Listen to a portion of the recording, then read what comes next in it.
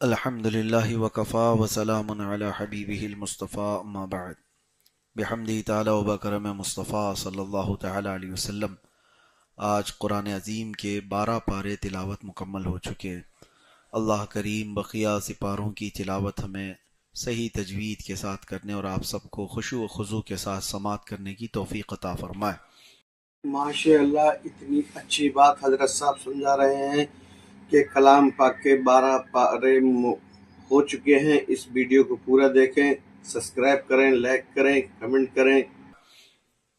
آج ہم نے قرآن عظیم کے احسن القصص کو تلاوت کیا ہے۔ اللہ تبارک و تعالیٰ اپنے رسول صلی اللہ علیہ وسلم سے یوں فرماتا ہے، نحن نقص علیک احسن القصص، اے محبوب ہم آپ کو سب سے بہترین قصہ سنائیں گے، سب سے بہترین قصہ بتائیں گے۔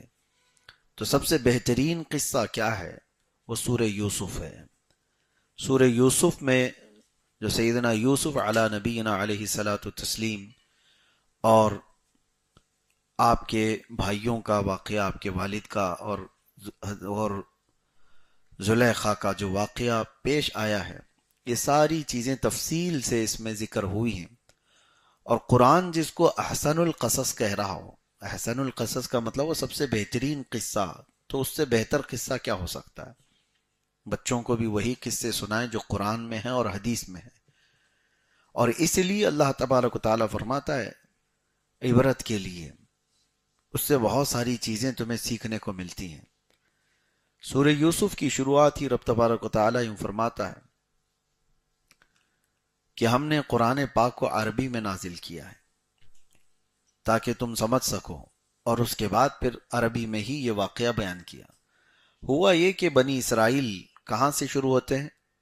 حضرت سیدنا یعقوب علیہ السلام کی اولاد سے۔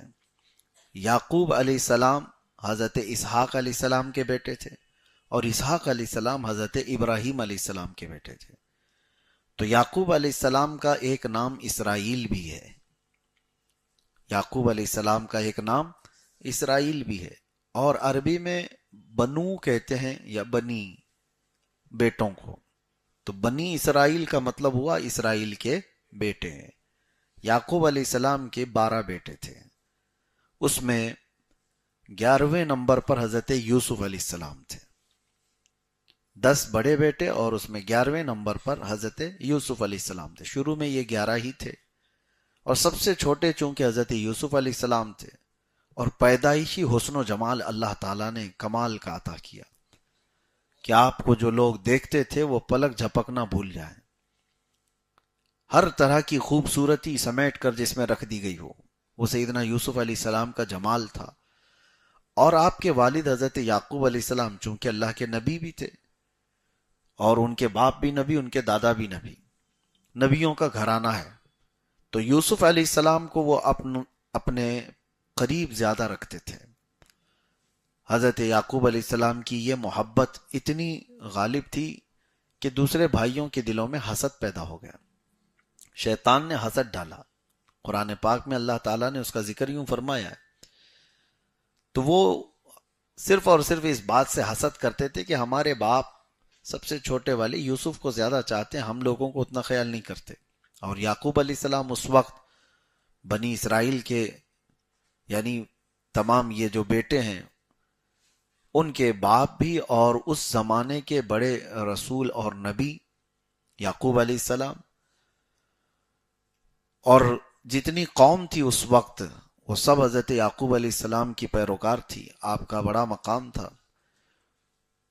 تو ایک مرتبہ ایسا ہوا کہ حضرت یوسف علیہ السلام نے خواب دیکھا۔ خوابوں کی تعبیر کے سلسلے میں بھی میں آپ سے کچھ عرض کروں گا، اور اس خواب کے ذکر سے یہ سورہ شروع ہوتا ہے۔ شروعات میں ہی اللہ تعالیٰ نے فرمایا انی رأیت 11 کوکبا والشمس والقمر رأیتهم لی ساجدین۔ حضرت یوسف علیہ السلام نے کہا اذ قال یوسف لأبیہ یا ابتی، یاد کرو جب یوسف نے اپنے والد سے کہا کہ میرے ابا، میں نے خواب میں یہ دیکھا ہے کہ 11 ستارے، انی 11 کوکبا، 11 ستارے، چاند اور سورج، والشمس والقمر، مجھے سجدہ کر رہے ہیں۔ 11 تارے، ایک چاند اور ایک سورج مجھے سجدہ کر رہے ہیں۔ تو یہ خواب حضرت یوسف علیہ السلام نے دیکھا اور اپنے والد سے کہا۔ تو حضرت یعقوب علیہ السلام نے ان سے کہا یا بنی لا تقصص رؤیاک علی اخوتک، اے میرے بیٹے یہ خواب جو ہے نا اپنے بھائیوں کو بتانا مت، فَيَكِيدُوا لَكَ كَيْدًا، وہ کچھ نہ کچھ تیرے ساتھ دشمنی کر جائیں گے، کوئی ہیلا کر جائیں گے، کچھ نہ کچھ نقصان پہنچائیں گے۔ اور پھر ان الشیطان للانسان عدو مبین، بے شک شیطان انسان کا کھلا ہوا دشمن ہے، کچھ نہ کچھ بھائیوں میں وہ کرے گا۔ تو خواب بتانے سے تو منع کیا، بھائیوں کو مت بتانا۔ حضرت یوسف علیہ السلام نے جو خواب دیکھا اس کی تعبیر حضرت یعقوب علیہ السلام نے بھی کچھ نہیں کہی، لیکن وہ سمجھ گئے کہ یہ آثار ہیں یوسف کے کمال کے، ان کی بلندی کے، بتاؤ مت اپنے بھائیوں سے۔ یہ بات چلتی رہی۔ اس کے بعد بھائیوں نے ایک پلان کر دیا کہ کہیں نہ کہیں یوسف کو راستے سے ہٹانا ہوگا۔ جب ابھی جوانی کو پہنچ رہے تھے، حضرت یعقوب علیہ السلام کبھی ان کو اپنے سے جدا نہیں کرتے تھے، دور بھیجتے نہیں تھے۔ بھائیوں نے سوچا کہ کس طرح سے یعقوب سے یوسف کو دور کیا جائے، ہمارے باپ سے یوسف کو دور کیا جائے۔ شیطان ان کے بیچ میں آیا اور میٹنگ کیا۔ شیطان کسی بھی شکل میں آ سکتا ہے، من الجنتی والناس، جنات میں سے بھی ہے، انسانوں میں سے بھی ہے۔ لوگوں کے تصور میں ایسا بیٹھا ہوگا کہ وہ بڑی سینگ والا ہوگا، کالے چہرے والا ہوگا، ڈراؤنی شکل کا ہوگا، ضروری نہیں بہت خوبصورت بھی آ سکتا ہے۔ ہاں وہ کسی انسان اور تمہارے دوست کی شکل میں ہوگا، تمہارے بھائیوں کی شکل میں آئے گا، ضروری نہیں ہے وہ سینگ والا ہی آئے گا۔ تو شیطان ان کے بیچ میں آیا اور آ کر کے انہیں مشورہ دیا کہ ایک کام کرو، یوسف کو اپنے باپ سے لے کر کے کہیں جنگل میں گھومنے کے لیے لے جاؤ اور وہاں ذبح کر کے ختم کر دو۔ یوسف جیسے ہی ختم ہو جائیں گے تو تمہارے باپ کے پاس کوئی اور نہیں رہے گا، وہ تم سے ہی محبت کریں گے۔ تو بھائیوں نے کہا کہ پھر یہ کون یوسف کو اپنے باپ سے لے جائے گا، کیسے اجازت لی جائے گی؟ تو بہرحال سب نے میٹنگ کر کے اپنے والد حضرت یعقوب علیہ السلام کے پاس آ کر سب نے کہا کہ ابا جان ہم گھومنے کے لیے جا رہے ہیں، سیر کرنے کے لیے جا رہے ہیں، شکار کریں گے، تو ہم سب تو جا رہے ہیں، ہمیں اپنی اجازت دی، یوسف کو بھی ساتھ بھیج دیجیے۔ انہوں نے کہا نہیں، انی لیحزننی ان تذهبوا به واخاف ان یاکلہ الذئب، مجھے اس بات کا اندیشہ ہے کہ تم اس کو لے جاؤ گے اور کہیں کوئی بھیڑیا اس کو کھا نہ جائے، میرا عزیز بچہ ہے، اور تم جو ہے غافل ہو جاؤ گے، وانتم عنہ غافلون، تم اس سے بے خبر کہیں ہو گئے، اپنے کاموں میں مصروف ہو گئے تو یوسف کو کوئی حملہ نہ کر دے جنگلی جانور۔ تو آپ نے منع کیا تو سب رونے دھونے لگ گئے۔ قالوا لئن اکلہ الذئب ونحن عصبۃ انا اذا لخاسرون، ابا جان ہم تو اس کے سگے بھائی ہیں، اگر ہماری موجودگی میں کوئی بھیڑیا یا کوئی جانور کھا لے جائے تو پھر ہمارا کیا مطلب رہ گیا، ہم تو بڑے گھاٹے والے لوگ ہوں گے۔ اس طرح کی بڑی بڑی باتیں کی تو حضرت یعقوب علیہ السلام نے بھیج دیا، یوسف علیہ السلام کو ساتھ بھیج دیا۔ فلما ذهبوا به واجمعوا ان يجعلوه في غيابة الجب، قرآن میں اللہ فرماتا ہے اب وہ سب لے کر کے حضرت یوسف علیہ السلام کو جنگل میں آئے، پلان تو پہلے سے تھا ان کا، لیکن ذبح کرنے کی بجائے ان میں سے ان لوگوں نے یہ سوچا کہ ذبح کر دینا، کاٹ دینا یہ اچھا کام نہیں ہوگا، ایک کام کرتے ہیں کہ ویران کنواں ہے اس جنگل میں، وہاں پر ڈھکیل دیں گے، یوسف کو اس کنویں میں ڈال دیں گے، ہم خون نہیں کریں گے۔ اور یوسف علیہ السلام کو وہ لوگ لے کر کے آئے اور ایک ویران کنویں میں انہوں نے دھکیل دیا، اور یوسف علیہ السلام کی جگہ پر ایک بھیڑیا پکڑ لیا اور اس کو ذبح کیا، اس کو ذبح کر کے اس کا خون یوسف علیہ السلام کے جبے کو، ان کے کپڑوں کو لگایا اور ان کے کپڑے اتار لیے تھے، اور رکھ کر کے وہ واپس آئے یہی بتانے کے لیے کہ آپ کا اندیشہ سچ ثابت ہو گیا، آپ نے سوچا تھا کہ کوئی بھیڑیا حملہ کر دے گا اور سچ ویسی ہو گیا۔ وَجَاءُوا أَبَاهُمْ عِشَاءً يَبْكُونَ، رات کو وہ لوگ روتے ہوئے لوٹے، قالوا یا ابانا انا ذهبنا नस्तबिक़ु व तरकना यूसुफ इंद मताइना, ए हमारे बाप, हम गए खेल रहे थे, सामानों के पास यूसुफ को बिठाए थे, फ़अकलहु ज़िब, भेड़िया आया और खा लिया। और क्या कर सकते हम लोग, रोना धोना सब शुरू किया। वो कपड़ा दिखाए, देखो खून में लथपथ कपड़ा है, क्या किया जाए। हजरत यूसुफ अलैहिस्सलाम के कुएं में वीरान डाल करके उन्होंने ये हीला किया और अपने बाप को आकर बता दिया। और वो इतना जहरीला कुआं था, उसमें सांप और बिच्छू मौजूद थे, किसी इंसान का उसमें बच करके निकलना आसान नहीं था। इन्हें पता था कि हमने कुएं में डाला है, यानी तकरीबन मौत के मुंह में डाल दिया। और ये वापस आए, याकूब अलैहिस्सलाम ने इनको हमेशा के लिए अपने से दूर कर दिया। कहा कि मुझे अंदेशा इसी बात का था कि तुम कुछ हीला करोगे और मेरे बेटे को मुझसे दूर करोगे, और तुम लोगों ने वही किया। तो नाराजगी इतनी कि जिस चीज के लिए उन्होंने हजरत यूसुफ को हटाया था वो तो मिली नहीं, प्लस याकूब अलैहिस्सलाम की नाराजगी अपने सर पर ले ली। और इधर क्या हुआ, हजरत यूसुफ अलैहिस्सलाम को कुएं में जैसे ही डाला गया, अल्लाह ताला का हुक्म हुआ जिब्राइल अमीन को कि जिब्राइल तेजी से जाओ दुनिया में, यूसुफ के कुएं में गिरने से पहले उनको पकड़ लो। हजरत जिब्राइल अलैहिस्सलाम 3 बार दुनिया में बहुत तेजी से तशरीफ लाए। एक जब हजरत इब्राहिम अलैहिस्सलाम को नमरूद आग में डाला था तो आपको मिंजनीक से फेंका गया था, आग में गिरने से पहले जिब्राइल अमीन आए थे। वो कितना शॉर्ट टाइम होता है। दूसरा, हजरत इब्राहिम अलैहिस्सलाम जब इस्माइल अलैहिस्सलाम के गले पर छुरी रख चुके थे, तब अल्लाह ताला ने हुक्म दिया कि फौरन जाओ, उनकी छुरी चलने से पहले इस्माइल को हटाओ और जन्नती दुम्बे को सुला दो। दूसरी बार इतनी तेजी से आए थे। और तीसरी मर्तबा फरमाया गया, यूसुफ अलैहिस्सलाम को उनके भाइयों ने कुएं में इधर धक्का दिया, उनके कुएं में गिरने से पहले जिब्राइल अमीन आ गए थे। उनकी तेजी, उनकी सुरात, वो पता नहीं कितने हजारों और लाखों मील का सफर जो आसमानों पर हो, वो सिदरा के मकीन आने वाहिद में पहुंच सकते हैं, तो जिसके दर की वो खिदमत करते हैं उसकी सुरात क्या है। हाँ, जिसके दर की वो खिदमत पर हैं रसूल करीम सल्लल्लाहु ताला अलैहि वसल्लम। बहरहाल यूसुफ अलैहिस्सलाम को कुएं में उन्होंने उठा लिया और एक जगह बिठा दिया, और मूजी जानवरों को हुक्म हो गया कि ये अल्लाह के नबी हैं, तुम्हारी गिजा नहीं है, यूसुफ अलैहिस्सलाम को कोई टच भी ना करे, यहां इनकी हिफाजत पर लग जाओ।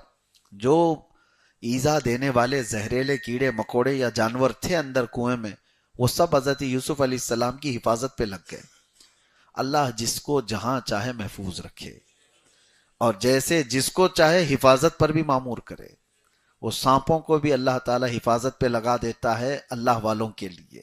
हाँ, ये बात बाईद नहीं है, कभी सांपों को और बिच्छुओं को भी अल्लाह ताला हिफाजत पर लगा देता है। हाँ, ये दस्तूर है रब तबारक तआला।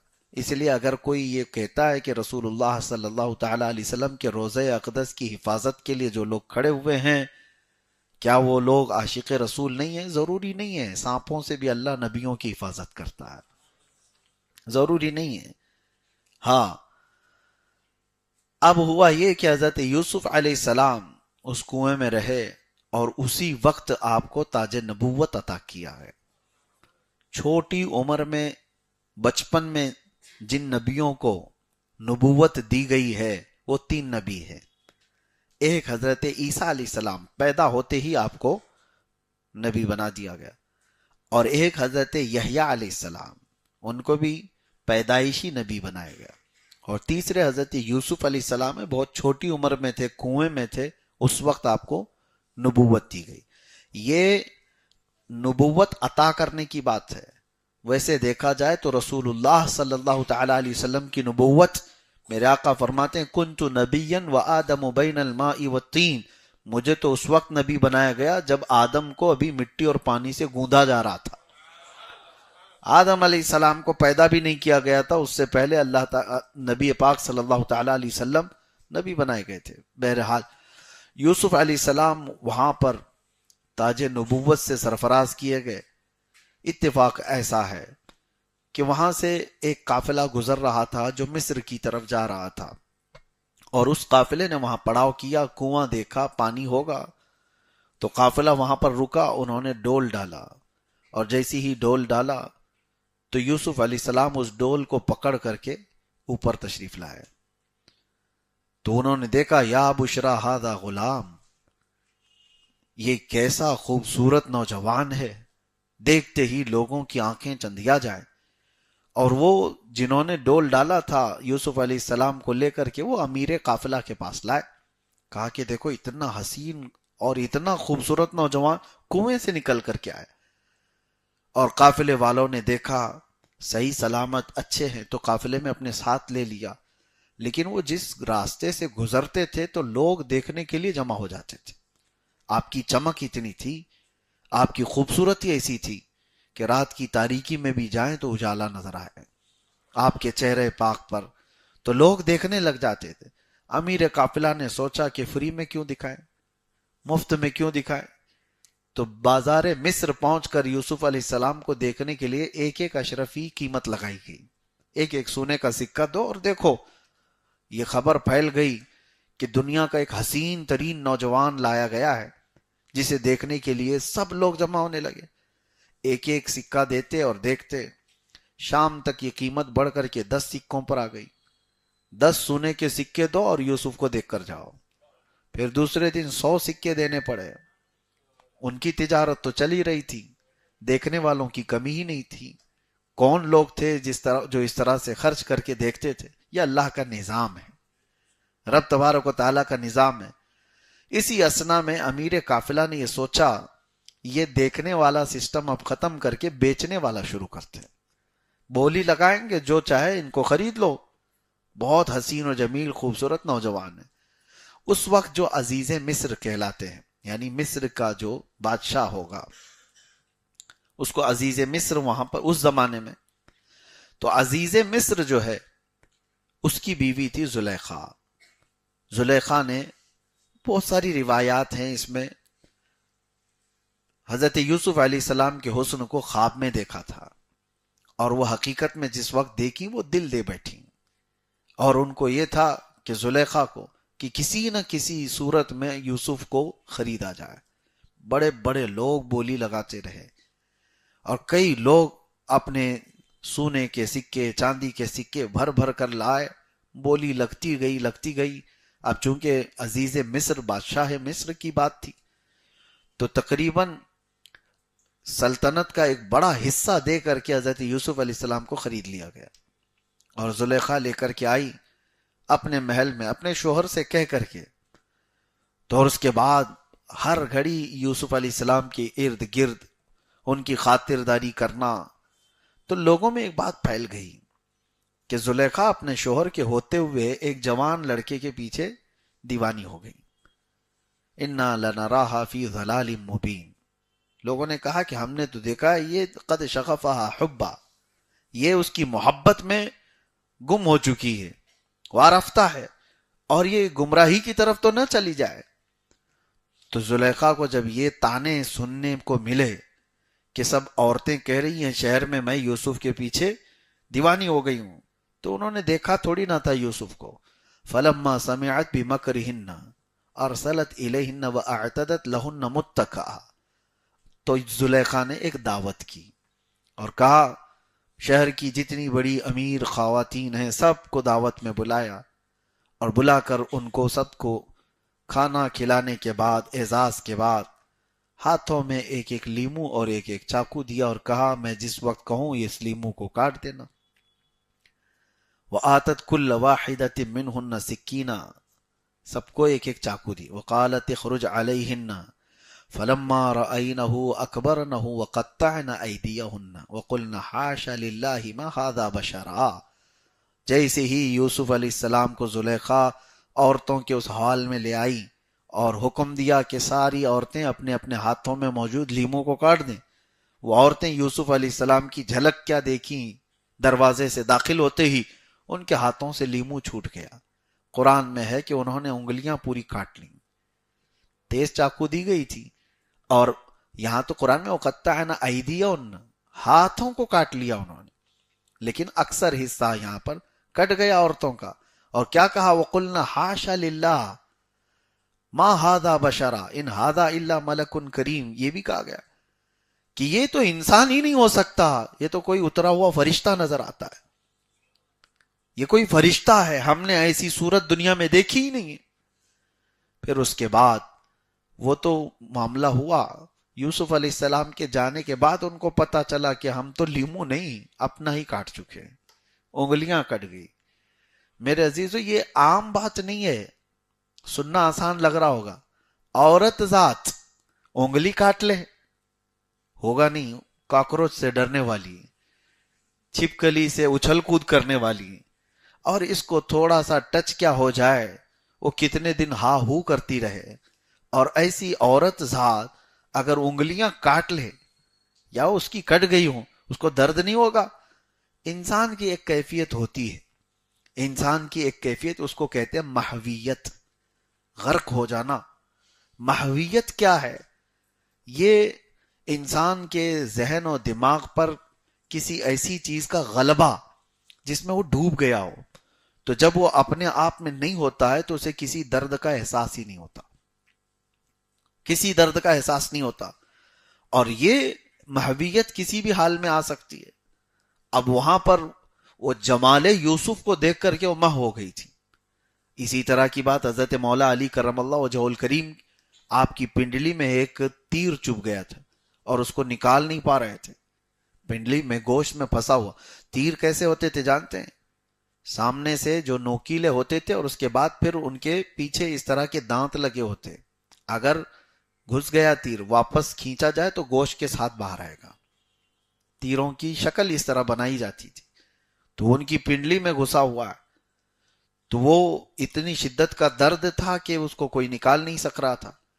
تو پھر مشورہ یہ ہوا کہ حضرت مولا علی کرم اللہ وجہہ الکریم جب نماز میں مصروف ہو جائیں تب نکالا جائے.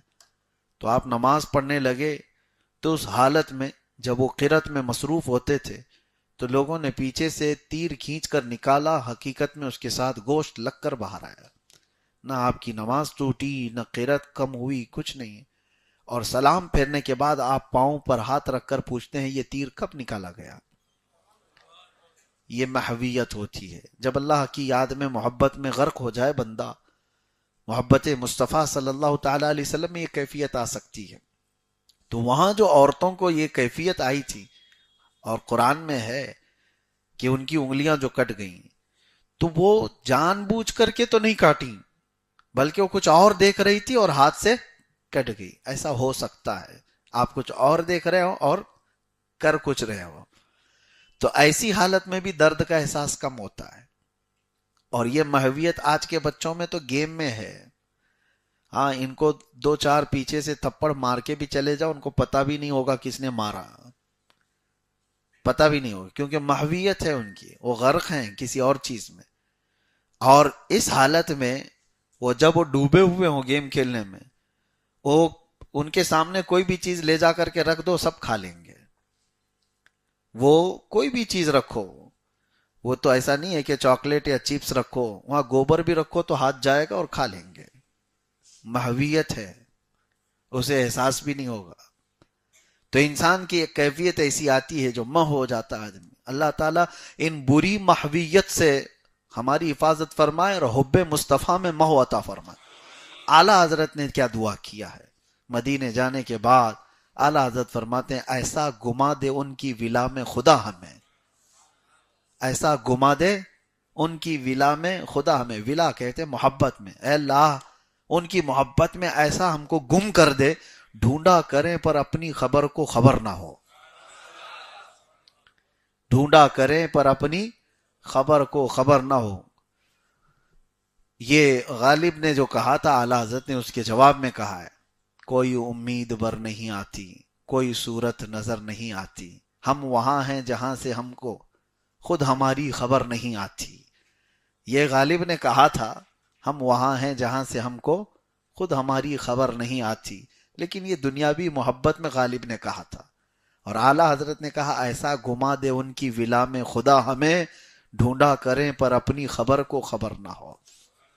بہرحال حب مصطفیٰ صلی اللہ تعالی علیہ وسلم میں اللہ محویت عطا فرمائے. یہ یوسف و زلیخا کا واقعہ، ہاں اسی بات میں یہ بھی کہا گیا، امام اعظم ابو حنیفہ رحمۃ اللہ تعالی علیہ سے منسوب، کہ آپ سے سوال ہوا تھا کہ ایک بدبخت اور ایک مومن کی روح نکالنے کا انداز الگ الگ ہوتا ہے، تو آپ نے اس سے یہی کہا تھا یہ واقعہ پڑھو سمجھ میں آئے گا، تو اس نے پڑھا، اسے سمجھ میں نہیں آیا، تو آپ نے پوچھا عورتوں کی انگلیاں کٹ گئی ان کو پتا چلا؟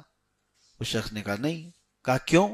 کیونکہ جمال یوسف دیکھ رہی تھی، جمال یوسف دیکھ رہی تھی، انگلیاں کٹ گئی ان کو پتہ نہیں چلا۔ امام اعظم فرماتے ہیں یہی مومن صالح کے ساتھ ہوگا، روح نکلنے کے وقت وہ جمال مصطفیٰ دیکھ رہا ہوگا۔ تو جمال یوسف دیکھتے ہوئے کٹنے والی انگلیوں کا درد نہیں ہوتا، تو جمال محمد دیکھنے کے وقت روح نکلنے کا بھی درد نہیں ہوتا، صلی اللہ علیہ وآلہ وسلم۔ اللہ تبارک و تعالی ہماری موت کے وقت، سرانے کے وقت وہ جمال جہاں آرا نصیب فرمائے۔ بس یہی زندگی کا مقصد بھی رکھو میرے عزیزو، کہ آخری وقت جب آنکھیں بند ہونے کو آئیں، دنیا بہت دیکھی، بس وہ چہرے جمال جہاں آرا ہمارے سرہانے کے پاس ہو، تاکہ دنیا سے جانے کا درد ہلکا ہو جائے۔ تو زلیخا کے ساتھ جو یہ معاملہ ہوا، یہ چیز جب پتا چلی شہر کی عورتوں کے ساتھ، انہوں نے یہ معاملہ کیا۔ پھر ہوا یہ کہ یوسف علیہ السلام کے ساتھ انہوں نے ایک معاملہ کر دیا۔ کیا کیا؟ وہ کمرے میں بند تھے، سارے دروازے زلیخا نے بند کر دیے، اور یوسف کو اپنی طرف بلایا کہ تم آ جاؤ اور ہم تنہا ہیں۔ قرآن میں ہے وَلَقَدْ هَمَّتْ بِهِ وَهَمَّ بِهَا لَوْلَا أَن رَأَىٰ بُرْهَانَ رَبِّهِ، یعنی زلیخا نے ارادہ کیا، اور یوسف بھی ارادہ کر لیتے اگر اللہ کی برہان ان کے ساتھ نہ ہوتی، اگر اللہ کی مدد ان کے ساتھ نہ ہوتی، اللہ کا فضل نہ ہوتا۔ نبی ہیں، رب تعالیٰ فرماتا ہے لولا ان رآ برہان ربی۔ اور اس کے بعد زلیخا نے جو ارادہ کیا، اس سے حضرت یوسف علیہ السلام نے اپنے دامن کو بچا لیا اور کہا نبیوں کے خاندان سے ہیں، باپ نبی، دادا نبی، پردادا نبی یوسف علیہ السلام کے، آپ کا مزاج یہ بتایا، نبیوں کے دامن میں پیوند تو ہو سکتا ہے، گناہ کا دھبا نہیں ہو سکتا، نبی گناہ کا سوچ بھی نہیں سکتے۔ یوسف علیہ السلام اپنا دامن بچا کر اس کمرے سے باہر بھاگنے لگے، تو زلیخا نے پیچھے سے دامن پکڑ کر کھینچا، دامن پکڑ کر کھینچا تو دامن ان کا پھٹ بھی گیا۔ پھر بھی یوسف علیہ السلام کسی نہ کسی طرح دروازے سے نکل کر بھاگے، لیکن الزام پھر یوسف علیہ السلام پر ہی آیا۔ زلیخا نے الزام لگایا کہ میں اکیلی تھی تو تنہا پا کر کے یوسف نے میرے ساتھ برائی کا ارادہ کیا۔ یوسف علیہ السلام اس وقت کیا جواب دیتے؟ آپ نے اس وقت کہا قال ہی راودتنی عن نفسی وشہد شاہد من اہلہا۔ اب پھر یہاں سے ایک قانون بتایا گیا، ان کان قمیصہ قد من قبل فصدقت وہو من الکاذبین وَإِن كَانَ قَمِيصُهُ قُدَّ مِن دُبُرٍ فَكَذَبَتْ وَهُوَ مِنَ الصَّادِقِينَ۔ دیکھو یوسف کا جبہ سامنے سے اگر پھٹا ہے تو پھر یہ زلیخا سچ بول رہی ہے، یوسف نے کچھ کرنے کی کوشش کی، یوسف غلط ہیں اس میں۔ اور دیکھو اگر جبہ ان کا پیچھے سے پھٹا ہے تو پھر زلیخا جھوٹ بول رہی ہے اور یوسف سچے ہیں۔ تو جب ان کا جبہ دیکھا گیا تو پیچھے سے ہی پھٹا ہوا تھا، کیونکہ وہ بھاگتے ہوئے ان کا جبہ پھٹا ہے، یہ نہیں ہے کہ حملہ کرتے ہوئے سامنے سے کپڑا پھٹا ہو۔ زلیخا نے دفاع میں کپڑا نہیں پھاڑا، پکڑنے کے لیے پھاڑا۔ یہ معاملہ ہوا، اس کے باوجود بھی عزیز مصر نے یوسف علیہ السلام کو اٹھا کر جیل میں ڈال دیا۔ یہ بغیر کسی قصور کے، بغیر کسی جرم کے حضرت یوسف علیہ السلام جب جیل گئے۔ میرے عزیزو یہاں پر ایک بہت بڑی سمجھ کی بات ہے، جب کسی کو اس طرح کی کیفیت سے گزارا جاتا ہے نا، اس کو برداشت کرنا آسان نہیں ہوتا۔ کرائم کرنے والے جیل میں آتے ہیں تو کمپرومائز کر کے آتے ہیں، پہلے سے دماغ بنا کے آتے ہیں، لیکن جو کیا ہی نہ ہو اس کا وہاں جینا بہت مشکل ہو جاتا ہے، بار بار اس کے دماغ میں کچوکے لگتے رہتے ہیں، میں نے ایسا کیا کیا۔ بہرحال کتوں کے خلاف تو سوچ آتی ہی رہے، لیکن اللہ رب العزت کے جو حکمت کے فیصلے ہیں اس پر صابر رہنا ایک بہت بڑا چیلنج ہوتا ہے. یوسف علیہ السلام جیل ڈالے گئے، اور اس زمانے کی جیل آج کی جیل کی طرح نہیں ہے. جیل کے اندر کیا کیا معاملات ہوئے، ایک دن گزرے ہوتے، 2 دن گزرے ہوتے.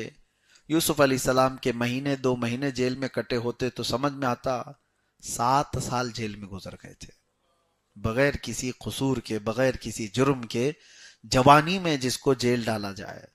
اور اس کے بعد ان کو وہاں پر اس انداز سے رکھا گیا کہ جیل کے حالات بڑے سخت تھے. وہاں پر ان کا ایک معجزہ ظاہر ہوا. وہ معجزہ کیا تھا؟ 2 قیدیوں نے بھی خواب دیکھا تھا، اور ان قیدیوں نے اپنے خواب سے پریشانی کا اظہار کیا. یوسف علیہ السلام کو جو معجزہ تھا، ایک معجزہ تھا خوابوں کی صحیح تعبیر بتاتے تھے، صحیح تعبیر بتاتے تھے. حضرت یوسف علیہ السلام کو یہ معجزہ دیا گیا تھا. وہ دونوں قیدیوں نے خواب کیا دیکھا تھا؟ ایک نے دیکھا تھا کہ وہ انگور سے رس نچوڑ رہا ہے، اور ایک نے دیکھا کہ وہ اپنے ٹوکرے پر روٹیاں لے جا رہا ہے اور کوے اس کو کھا رہے ہیں. تأکل الطیر منہ، اس میں سے پرندے کھا رہے ہیں. تو یہ دونوں بھی ڈرے ہوئے تھے. یوسف علیہ السلام نے ان سے کہا کہ میں تمہارے خوابوں کی صحیح تعبیر بتا دوں گا، لیکن ایک شرط ہے. 7 سال میں تو کیا کیا بدل چکا ہوگا نا، حالات بدل گئے. عزیز مصر ختم ہو گیا جس نے جیل میں ڈالا تھا، دوسرا بھی آ گیا. زلیخا کا جو شوہر وہ ختم ہو گیا. یوسف علیہ السلام نے کہا تم دونوں کے خوابوں کی میں تعبیر بتاؤں گا.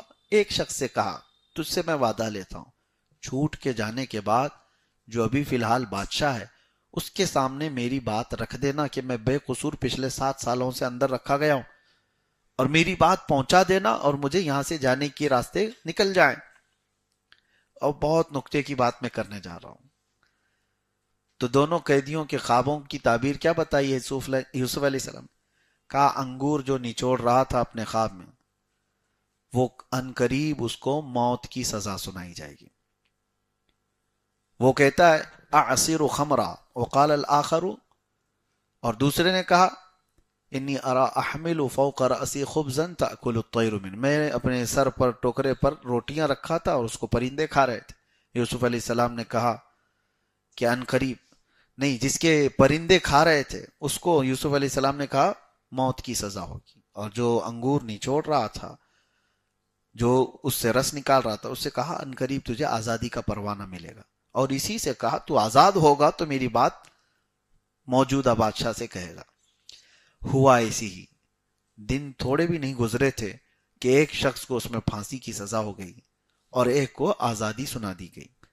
آزاد ہونے والا جیل سے جب نکلتا ہے نا، اس کی کیفیت ہے پیچھے مڑ کے بھی نہیں دیکھتا. ہم نے بھی بہت دیکھے. سلام کہہ دینا، فلاں کو سلام کہہ دینا، چٹیاں بھی لکھ کے بھیجو، وہ دروازے کے باہر پھینک کے چلا جاتا. دوبارہ یہ بری کوئی صورت آئے ہی نہ میں تمہارا سلام پہنچاؤں گا، نہ باہر والے کا سلام لاؤں گا.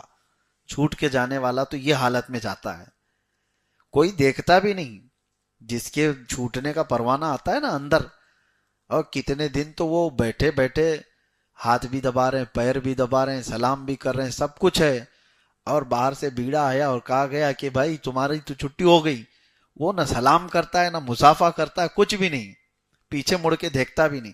حتیٰ کہ اپنے کپڑے، وہ الگ الگ ایک متھ چلتے رہتے ہیں جیل کے اندر، جو ہے کوئی بھی چیز اپنی چھوڑنا بھی نہیں چاہتے، کیونکہ قیدیوں نے ڈرا کے رکھا ہے کہ اگر کوئی کپڑے چھوٹے ہیں تو واپس اندر آئے گا، وہ کپڑے تجھے واپس لے آئیں گے. وہ سمیٹ تک کر لے کے چلے جائے، کسی کو کچھ دینا نہیں. بہرحال یوسف علیہ السلام نے جس قیدی سے کہا وہ نکل تو گیا لیکن بھول گیا، بتایا نہیں، نہ بادشاہ کے پاس نہ کسی کے پاس اس نے کوئی بھی بات رکھی نہیں. اب اس اسنا میں بتایا جاتا ہے اور 7 سال گزر گئے. اللہ اکبر. یوسف علیہ السلام نے کس جرم کی سزا کاٹی؟ کچھ بھی نہیں تھا، اور نبی تھے، دامن پاک، دامن پاک. عام لوگوں کی بات نہیں کر رہا ہوں. یہاں پر ایک بات آتی ہے. یوسف علیہ السلام ایک دن اللہ کریم کی بارگاہ میں رونے لگے، گڑ گڑانے لگے کہ رب العالمین، کیا میرے لیے دروازہ ہے باہر جانے کا، یا زندگی پوری تمام یہی ہونی ہے؟ یہ جیل میں میں قیدیوں کو سنایا بھی کرتا تھا اور میں اپنے لیے بھی۔ یوسف علیہ السلام کو اللہ تعالیٰ نے کیا فرمایا جانتے ہیں آپ؟ کہ اے یوسف، جیل میں تم اندر گئے اور باہر آنا چاہتے تھے تو بادشاہ سے کیوں کہا؟ ایک بار مجھ سے کہا ہوتا۔ بادشاہ کے سامنے تم نے اپنی سفارش کیوں بھیجی؟ اللہ کو یہ بھی گوارا نہیں۔ اپنے محبوبوں کے متعلق عام لوگ تو کچھ بھی ادھر ادھر سفارش کریں، ساری چیزیں اپنی جگہ پر اسباب پر چل رہا ہے، لیکن محبوبوں کی بات الگ ہے۔ وہ انبیاء ہیں، وہ نبی ہیں۔ رب تبارک و تعالیٰ فرماتے، پھر حضرت یوسف علیہ السلام کو احساس ہوا اور اس کے بعد کہا اب تو جانا ہی نہیں۔ میں نے بادشاہ کے سامنے اللہ کو چھوڑ کر دوسرے کے سامنے سفارش کیوں کی؟ میں نے دوسرے سے امید کیوں لگائی کہ بادشاہ چاہے گا تو چھوٹ جائے گا؟ رب تبارک و تعالیٰ کی ناراضگی کا سبب بنا، اور اس کے بعد جب آپ کو احساس ہوا تبھی آپ کے چھوٹنے کا وقت بھی آ گیا۔ اور جو چھوٹنے کا وقت آیا اس وقت آپ کو آ کر کے سنایا گیا کہ چلو یوسف اب بادشاہ ہے، وقت آپ کو بلا رہا ہے، کیونکہ بادشاہ بھی ایک خواب دیکھا تھا اور اس کو بھی تعبیر نہیں معلوم تھی۔ اور یہ چھوٹا ہوا قیدی 7 سال کے بعد بادشاہ کو کہتا ہے مجھے تو یاد آ رہا ہے کہ جیل میں ایک آدمی ہے جو خوابوں کی سچی تعبیر بتاتا ہے، تو لے آؤ اس کو۔ بادشاہ نے کہا آزاد کرو، لے آؤ، اور اعزاز کے ساتھ لے آؤ۔ کون ہے؟ یوسف علیہ السلام۔ اب اعزاز کے ساتھ لے جانا تھا، یہ اللہ کا نظام ہے۔ یوسف علیہ السلام کے پاس جب لوگ آئے کہ بادشاہ وقت آپ کو اعزاز کے ساتھ بلا رہا ہے، آپ نے کہا اب مجھے نہیں جانا ہے، اب مجھے باہر نہیں جانا ہے، کیونکہ میں دنیا سے یا بادشاہ سے امید جو لگایا، اللہ تبارک و تعالیٰ کہیں مجھ سے ناراض نہ ہو جائے۔ تو اس کے بعد آپ نے کہا کہ اب مجھے جانا نہیں۔ رب تبارک و تعالیٰ کا حکم ہوا اب تو تمہیں جانا ہے باہر۔ اب زبردستی باہر بھیجا گیا، یہ بتانے کے لیے کہ توکل یہ ہے اللہ کے چاہے بغیر کچھ نہیں ہوتا۔ توکل اور یقین اس کو کہتے ہیں۔ اگر رب چاہے تو پوری دنیا مل کر کے اندر نہیں کر سکتی، اور رب چاہے اور رب نہ چاہے تو پوری دنیا مل کر کے اس کو نکال بھی نہیں سکتی۔ مجھے بات یاد آتی ہے، یہ حضرت یوسف علیہ السلام کے جیل سے باہر آنے کے بعد کے جو معاملات ہیں، انشاءاللہ زندگی باقی رہی تو کل کی تفسیر میں عرض کروں گا۔ آدھا سورہ یوسف ابھی باقی ہے، کل تلاوت ہونا باقی ہے۔ میں ایک دن دروازے پر آیا، ایک نوجوان کو دیکھا اندر، وہ تو 4-5 دن کا آیا ہوگا، تازہ تازہ قیدی تھا۔ تو وہ دیکھا، کہا مفتی صاحب، اور میں تو ملاقات کے لیے نمبر لگایا ہوا تھا۔ وہ دیکھ کر کے رونے لگا، آنکھیں لال کر کے۔ اس کے بعد اس نے ایک بات کہی، کہا کہ حضرت اگر ہم باہر چاہیں، ہم جو ہے 10,000 نوجوانوں کو لے کر کے آ جائیں گے اور ان سے کہیں گے ان سب کو اندر رکھ لو اور ان کو باہر کرو۔ اتنے سارے لوگ تیار ہیں، اندر آ جائیں گے اور آپ باہر چلے جائیں۔ میں نے کہا کہ ہو سکتا ہے 1,00,000 لوگ بھی اندر آئیں، ہماری محبت میں 1,00,000 لوگ بھی اندر آئے ہمیں باہر نکالنے کے لیے، لیکن جس کو چاہیے وہ 1,00,000 نہیں چاہیے، وہ ایک ہی چاہیے ان کو۔ وہ 1,00,000 ان کو نہیں چاہیے، وہ ایک چاہیے۔ تمہارے 10,000 یا 1,00,000 اندر لانے کا کوئی حاصل نہیں۔ اس وقت ایک بات میں نے عرض کیا تھا، وقت کی بڑی بڑی طاقتیں چاہ کر کسی کو روکنا چاہیں اور اللہ نہ روکنا چاہے تو کچھ نہیں ہوگا، اور اگر اللہ نے روک رکھا ہے تو پھر تم سارے اسباب ٹرائی کر کے دیکھ لو، سارے دروازے کھٹکھٹا کے دیکھ لو، جب تک وہ وقت نہیں آئے گا کبھی وہ دروازہ کھلے گا نہیں۔ یہی توکل ہے اور یہی ایمان ہے۔ اللہ تعالیٰ اس پر کہنے سے زیادہ عمل کی توفیق عطا فرمائے۔ جب ریئلٹی ہو، پریکٹیکلی ہو نا، تو ایک بڑا الگ مسئلہ ہوتا ہے۔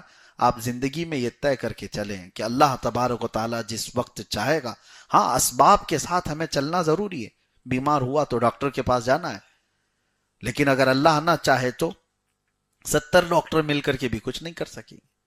اور کبھی رب تبارک و تعالیٰ बड़ी सी बड़ी बीमारियों को किसी हल्के जरिए से भी उसे शिफा दे देता है। तो उम्मीद और यकीन अल्लाह की ज़ात से लगाए रखें, और इसी को कहा गया ईमान है। और तकदीर किसका नाम है? तकदीर पर ईमान रखने वाला ही मोमिन है। जो कुछ भी जिंदगी में अच्छा या बुरा होगा वो अल्लाह की मर्जी से होगा। रब तबारक व तआला हमें इन वाक़यात से और कुरान पाक की इन आयात से दर्स लेने की तौफीक अता फरमाए।